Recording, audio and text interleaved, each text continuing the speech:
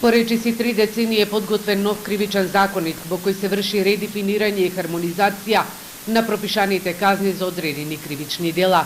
Првата стручна расправа со судии и академици почна од Штипското апелацијско подречје, каде што министерот за правда Никола Стефанчевски истакна дека од анализите на примената на кривичниот законник особена слабост била примената на мерката конфискација. Сега во новиот текст овој институт е усогласен со европското законодавство. Новини има и во законските одредби за тортура, малтретирање во вршење на службата, перење на пари, а се воведува и ново кривично дело екоцид, кое е значено за актуелните кривични дела за загадување на животната средина.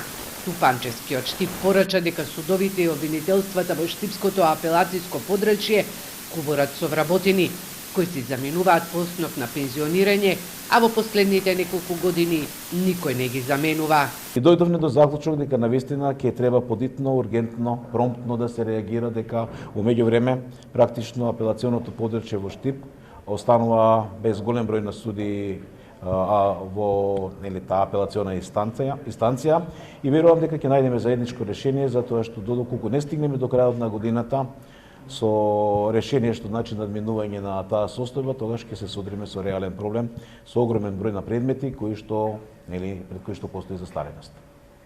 Во Штипскиот основен суд лани имаше 14 судии, но тројца си заминаа во пензија. Ако во овој суд со судии и администрација треба да се вработени 120, во него бројката на вработени е помала за 40 лица.